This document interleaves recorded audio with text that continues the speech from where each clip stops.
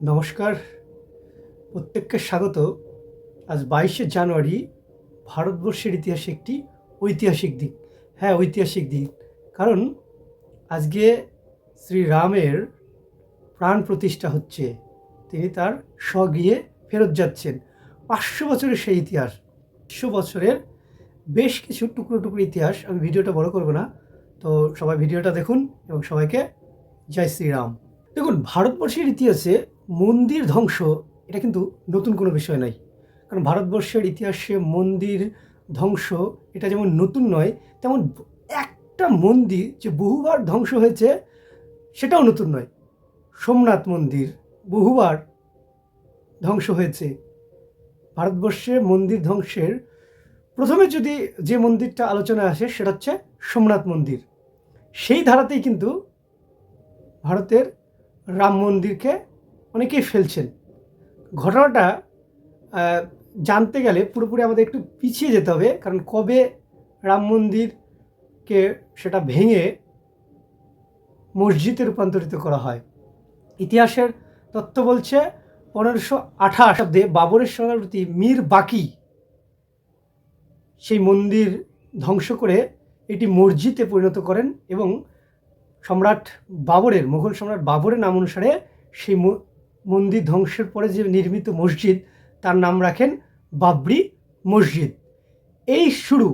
এবং তারপর আজকে 500 বছর পর সেই মন্দির, পুরনো মন্দির উদ্ধার হয়েছে। না, সেই উদ্ধার কিন্তু কোনো রক্তক্ষয়ের মাধ্যমে হয়নি। পুরোটা আইনি প্রক্রিয়ায় এবং পুরোটাই উভয় পক্ষের সমঝোতার মধ্যে দিয়েই সেটা সম্ভব হয়েছে। এবং আজকে যে রাম মন্দির প্রতিষ্ঠা হচ্ছে হিন্দুদের জন্য, তেমনি মুসলিমদের জন্যও কিন্তু 5 একর জমি দেওয়া হয়েছে ওই অযোধ্যার কাছেই মসজিদ বানানোর জন্য। তো সুপ্রিম কোর্টের 5 জন বিচারক এই রায় দিয়েছিলেন। তো সেই রায়ের পূর্বে আমরা কিভাবে ধারাবাহিকভাবে আজকের দিনটা এলো সেটা আমরা একবার দেখে নেব। 1528 যে মন্দির ধ্বংস হয় তার পূর্বে শিখ সম্প্রদায়ের মানুষ 1510-11 নাগাদ সেই অযোধ্যায়, সেই স্থানে তারা পূজা দিতে এসে কিন্তু বাধাপ্রাপ্ত হন। সেই যে শুরু। এরপরে দীর্ঘ সময় সূর্য নদী দিয়ে বয়ে গেছে বহু জল। সেই জল আজকের দিনে এসে থেমেছে। সেই যাত্রা শুরু কয়েক শতক ধরে। সেইখানে উভয় সম্প্রদায়ের মানুষ তাদের ক্রিয়াকর্ম, পূজা, প্রার্থনা, নামাজ ইত্যাদি পড়ে আসছিলেন। কিন্তু তারপরে 1822 খ্রিস্টাব্দে ফৈজাবাদের এক চাকরিজীবী ব্যক্তি তিনি দাবি করেন যে সেখানে রামের মন্দির ছিল, সেখানে মন্দির ছিল মসজিদে। সেই শুরু 1822-এর পর 1855 সালেও সেখানে দুই সম্প্রদায়ের মধ্যে ঝামেলা তৈরি হয় এবং তারপরে 1858 খ্রিস্টাব্দে সেটি আইনে, মানে আদালতের বিষয়টা চলে যায় এবং আদালতের সেখান থেকেও কিন্তু কোনো সুরাহা হয়নি। পরবর্তী সালে 1859 খ্রিস্টাব্দে তখন সেই ব্রিটিশ প্রশাসনের সময় সেই সংঘর্ষ এড়াতে দুই সম্প্রদায়ের, হিন্দু এবং মুসলমান দুই সম্প্রদায়ের মানুষকে আলাদা জায়গায় তাদের উপাসনা করবার সুযোগ দেওয়া হয়। স্বাধীনতার পরে সেই সময় দেখা যায়, স্বাধীনতার পরপরেই সেই সময় দেখা যায় রামের মূর্তি মসজিদের ভেতরে ছিল এবং সেই সময় কিন্তু মসজিদের বাইরে রামের পূজা অর্চনা হতো। এবং সেই মন্দির, সেই মূর্তি, রামের মূর্তিটাকে যখন নির্দেশ দেন জওহরলাল নেহরু প্রধানমন্ত্রী থাকাকালীন, যে সেই মসজিদ থেকে সেই মূর্তিটা বাইরে বেদিতে রাখবার জন্য, তখন কিন্তু সেটা সেখানকার প্রশাসন, ম্যাজিস্ট্রেট সেটাকে কিন্তু নাকচ করে দেন। তিনি বলেন যে না, এটা সম্ভব নয় এভাবে করে বের করা, তাতে অনেক সমস্যা তৈরি হতে পারে। তারপরে উভয় পক্ষ কিন্তু 1950-এর দিকে ফৈজাবাদ আদালতে যাচ্ছেন, কোর্টে যাচ্ছেন। কেন কোর্টে যাচ্ছেন? কারণ স্বাধীনতার পর 1949 সালে যখন সেই সমস্যাটা তৈরি হয় এবং সেটাকে বিতর্কিত করে সেটাকে বন্ধ করে দেওয়া হয় উভয় সম্প্রদায়ের মানুষের ব্যবহারের জন্য। পরবর্তী সালে উভয় সম্প্রদায়ের মানুষ তারা আদালতের দ্বারস্থ হন। 1859 খ্রিস্টাব্দে নির্মোহী আখড়ার মহন্ত ভাস্কর দাস তিনিও একটি মামলা করেন। কি করেন? সেখানে রামের মূর্তি স্থাপন করে পূজা অর্চনার অধিকার দেওয়া হোক, এমনটাই কিন্তু আর্জি জানিয়ে কোর্টে মামলা হয়, তিনি মামলা করেন। তারপরেও কিন্তু আরেকটা মামলা হয় 1961 সালে। উত্তরপ্রদেশের সুন্নি ওয়াকফ বোর্ড তারা মামলা করেন সেই মসজিদের ভেতরে নামাজ পড়ার অধিকার জানিয়ে। মানে একের পর এক মামলা কিন্তু হতেই থাকে উভয় পক্ষের কাছ থেকেই। ইন্দিরা গান্ধীর মৃত্যুর পর কংগ্রেস গোটা ভারতবর্ষে বহু সংখ্যক আসন নিয়ে ক্ষমতায় ফিরে আসেন। রাজীব গান্ধী প্রধানমন্ত্রী হন। সেই সময় তার পরবর্তী সময় 84 সাল, 84-86 এই সময়টাতে 84 সালে বিজেপি কিন্তু এই রাম মন্দিরটাকে ইস্যু করেন এবং রাজনীতি ক্ষেত্রে প্রয়োগ করার চেষ্টা করেন। এবং 1986 খ্রিস্টাব্দে বিশ্ব হিন্দু পরিষদের সভাপতি যখন অশোক সিংহল হন, সেই সময় এই আন্দোলনের মাত্রা তীব্র থেকে তীব্র হতে থাকে।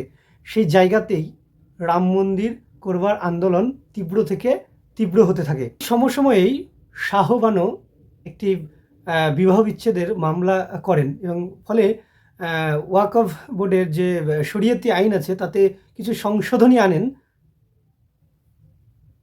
রাজীব গান্ধী। ফলে হিন্দুরা তার পক্ষ থেকে সমর্থন সরাতে থাকেন। যখন রাজীব গান্ধীর সরকার হিন্দুদের সমর্থন হারায়, তখনই বিজেপি দ্রুত উত্থান ঘটতে থাকে। তারা প্রায় বেশ কিছু সংখ্যক আসন জিততে সমর্থ হয়। এবং যখন রাজীব গান্ধী এটা বুঝতে পারেন যে হিন্দুদের সমর্থন তিনি হারাচ্ছেন, সেই সময় কিন্তু তিনি সেই বিতর্কিত স্থানেই মন্দির নির্মাণের জন্য অনুমতি দিয়ে যান। আর তাতেই যেন মুসলিমরাও চটে যান।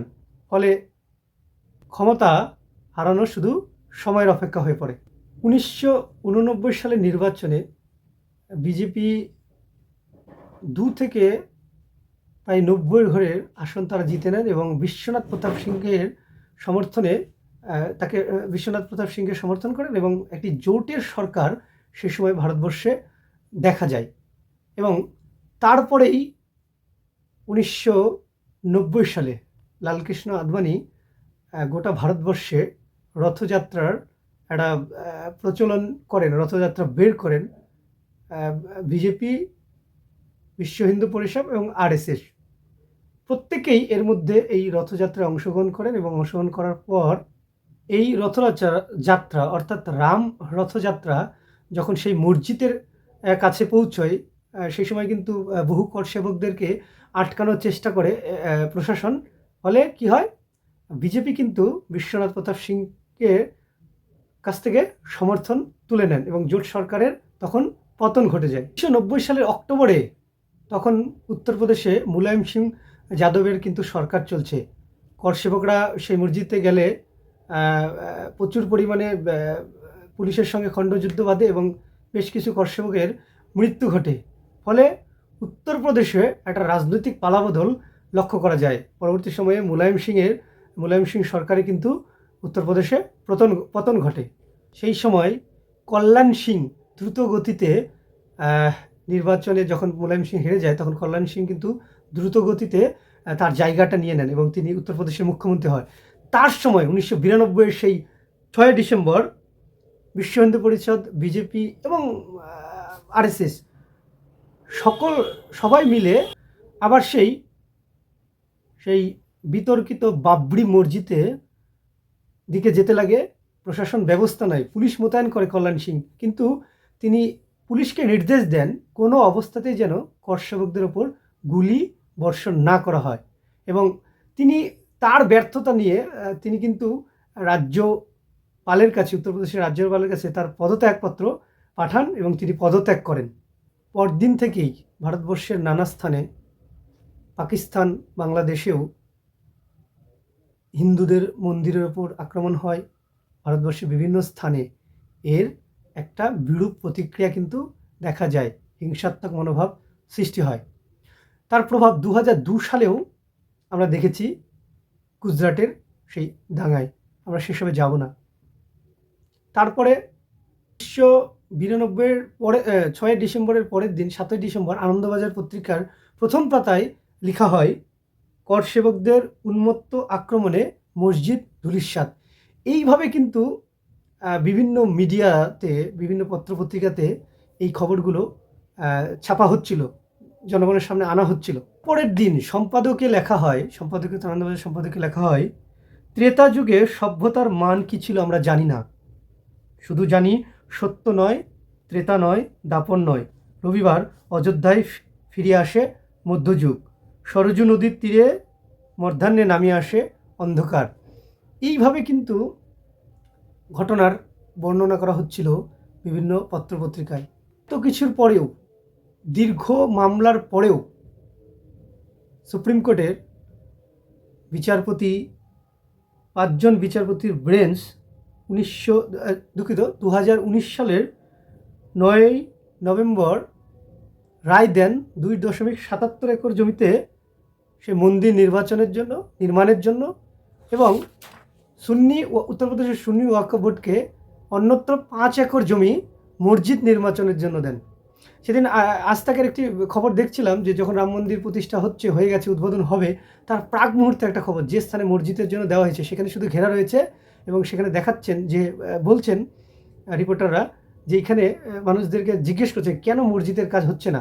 তো তারা যেটা বলছিলেন যে টাকা নেই, অর্থাৎ মসজিদ নির্মাণের যে নকশা, প্রায় কয়েক কোটি টাকা সেই নকশার জন্য ড্রাফট করতে খরচ হবে, সেই টাকাটাই আসছে না। তাহলে প্রশ্ন, এতদিন ধরে এই মামলার জন্য যে লাখ লাখ টাকা, কোটি কোটি টাকা খরচা হচ্ছিল, সেই টাকাটা কোথায় এসছিল? আসলে মন্দির ভেঙে মসজিদ এটা হয়েছে, আবার যারা মসজিদ গড়লেন সেই সম্প্রদায়ের মানুষরা, যারা সেটাকে মসজিদ হিসেবে ব্যবহার করলেন, তারা মন্দির আটকাতে চেয়েছিলেন, তারা কিন্তু মসজিদ বানাতে চাননি। এটাই প্রমাণ। এতদিন পরেও 2019 সালের পর থেকে আজকের দিন 2024-এর পরেও সেখানে মসজিদ সেভাবে গড়ে ওঠেনি। কেন? তার মানে লক্ষ্যটা কী ছিল? মসজিদ নির্মাণ নয়, অর্থাৎ মন্দির আটকানো। তো সেই বিবাদ ভুলে আজকে 2024 সালের 22শে জানুয়ারিতে গোটা ভারতবর্ষ জুড়ে একটা উৎসবের আমেজ, একটি ঐতিহাসিক দিন। খেয়াল করে দেখুন, আজ 2019-এর পর থেকে কিন্তু কোনো সমস্যা, এটাকে নিয়ে কোনো সমস্যা, কোনো ঝামেলা তৈরি হয়নি, বড় রকমের কোনো ঝামেলা তৈরি হয়নি। প্রত্যেকেই কিন্তু কোথাও দেখছিলাম তথ্যতে যে এই মন্দির নির্মাণের ক্ষেত্রেও অনেক মুসলিমদের সেখানে অংশগ্রহণ রয়েছে। এটা একটা ভালো দিক, কারণ ভারতবর্ষ সবসময় সম্প্রীতির দেশ। এই সম্প্রীতি বজায় থাকবে, কিন্তু আমরা ইতিহাসটা জানলাম, অনেকটা জানলাম, অনেক তথ্য দিতে পারিনি, জোগাড় করতে পারিনি বলে। তো এইটুকু তথ্য দিতে পারলাম। আজকে একটি ঐতিহাসিক দিন, গোটা ভারতবর্ষ শুধু নয়, গোটা বিশ্বের কাছে আজকের দিনটা স্মরণীয় হয়ে থাকবে। কতটা ভালো লেগেছে আমি জানি না, কিন্তু আমি অনেক দিন ধরে চেয়েছি, অনেক দিন ধরে কোনো ভিডিও দিচ্ছি না, তো একটা ভিডিও বানাবো। তো এটাই কিছুদিন থেকে তথ্য ঘেটে ঘুটে দেখছিলাম এবং সেটা নিজের হাতের কাছে জোগাড় করে এটা করতে পেরেছি। যদি তথ্যে ভুল হয় আপনারা অন্যভাবে নেবেন না, আমাকে বলবেন, তথ্য দেবেন, আমি সেটা সংশোধন করে নেওয়ার চেষ্টা করব। তো সকলে ভালো থাকুন, সুস্থ থাকুন, দেখা হচ্ছে পরের কোনো ভিডিওতে। জয় শ্রীরাম।